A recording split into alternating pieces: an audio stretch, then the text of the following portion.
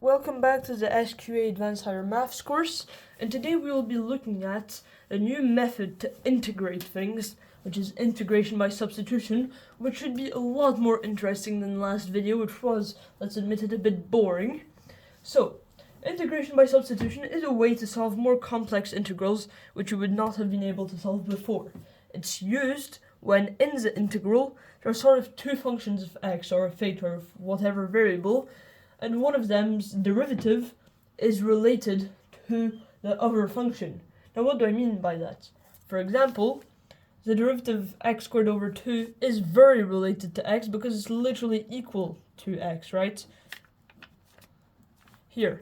So that's an example of a function, x squared over 2, whose derivative is related to another function, x. So that's a very simple example, but let's look at how we can use this in integration. It's quite a long process, but it is very beautiful. So I think on the first question, just absorb what's happening, try and understand what's happening, but don't try and do it yourself. Well, I mean, you can if you really do want to, but it'll be quite complicated too. So just absorb what's happening, absorb the beauty, and understand how nice this type of solution is. So first of all, we need to find the thing that has a derivative which is related to the other. So, x squared plus 3, okay? X squared plus 3's derivative is 2x. And now 2x, in my opinion, is pretty related to x. It's not equal, but it is definitely related. So let's see what happens if we just, so it's substitution, so it's a hint that we're going to have to substitute something for something else. And we're just going to call letter u, right? An arbitrarily chosen letter, u, and we're going to say that this is x squared plus 3, right? We've just decided that. Why not? U is equal to x squared plus 3. Now, I'm going to tell you here that the next thing to do is to find the derivative. What? Why? That's a random. Well, you just have to do it. du over dx. So the derivative of u with respect to x is simply 2x. Then du, we can actually multiply both sides by dx. So du is equal to 2x dx, which means that x dx is equal to 1/2 du. We're dividing both sides by 2. Well, that's random. Was that useless? No, it was not, because now we can come back to the integral. So the integral is x dx here, x dx, but it says x dx here. Wait a minute, does that mean I can just swap x dx for half du? Well, yeah, it does completely mean that. It's just equal, x dx is equal to half du, so you can just write it in. Is that gonna help? I don't know. So, x squared plus 3 to the 5th. It's actually just u to the 5th. What? It's that simple? But that's equal to, we're just using the power rule now. U to the 5th du, half u to the 5th du, is just u to the 6th divided by 12, because we're dividing by 6, dividing by 2, so over 12, and plus c, of course. So here we go, but we're not quite done yet, because we still need to swap the original u back in, because we don't want an answer in terms of u, we want an answer in terms of x's. So here it's going to be x squared plus 3, and we're told it's to the power of 6. We're dividing it by 12, and then we're adding on a letter because maths likes letters. So, that's a lot to take in, right? It's a complex method, but it's very satisfying, and it's not that tricky once you practice, as, of course, any other mathematics skill. So let's look at another example that you should try yourself. The integral of 8 cosine of theta sine cubed d theta. So press pause and have a go. Alright, I'll assume you've had a go, or you're having a go right now. So, we're going to call u here. Well, what are we going to call it? Well, oh, that's meant to say sine cubed theta. What are we going to call it? Well, sine theta has a derivative of, cosine theta. And cosine theta is definitely related to cosine theta last time I checked. So we're going to say that u is equal to sine of theta. Then du over d theta is equal to cosine theta. So du is equal to cos theta d theta. Alright, and now what can we do with this? Well, this means, by what we've just stated, that we can swap the cos theta d theta for du. So the 8 stays here. Sine cubed of theta is du cubed. And then cos theta d theta is just du. So this is just the power rule. So u to the 4th divided by 4 times 8, so that's 2u to the 4th. And plus c. and we substitute u back in, so 2 sine to the 4th theta plus c is our answer.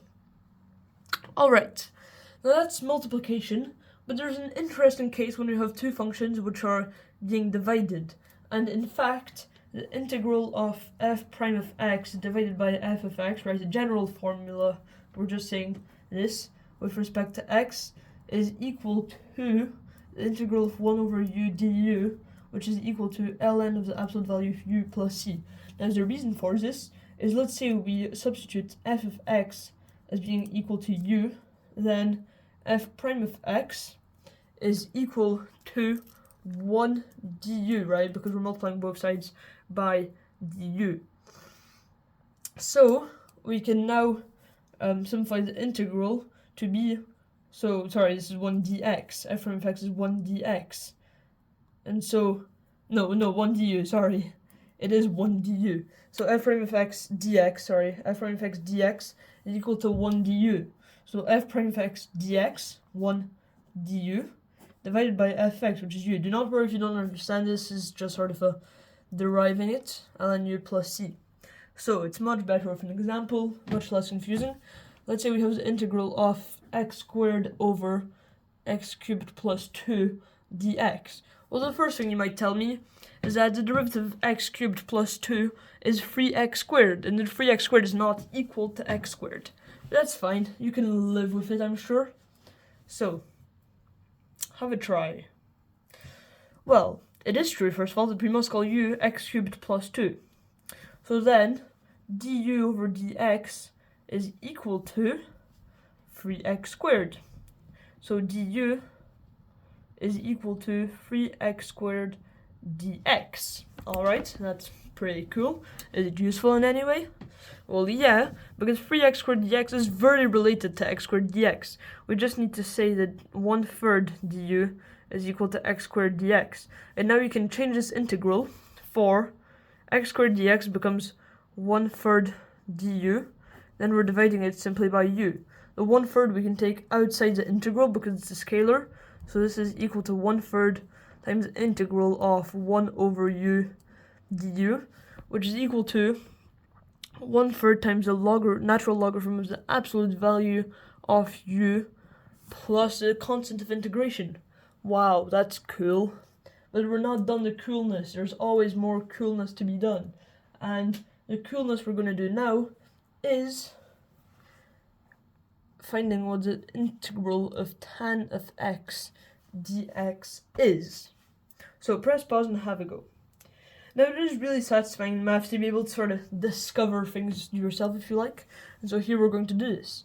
Well, tan of x, we're pretty certain we're going to have to swap that for sine x over cos x, right? We nearly always have to do that. Sine x over cos x, don't forget the dx.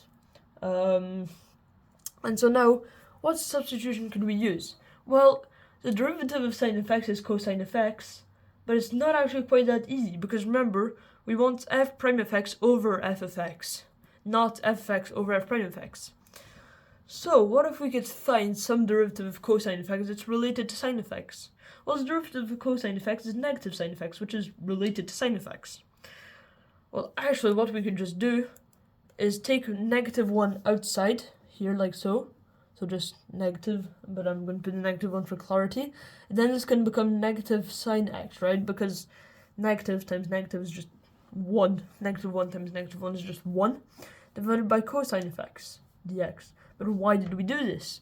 Well, now, if we say that u is equal to cosine of x, then du over dx is equal to minus sine of x, sorry, negative sine of x. So du is equal to negative sine of x dx.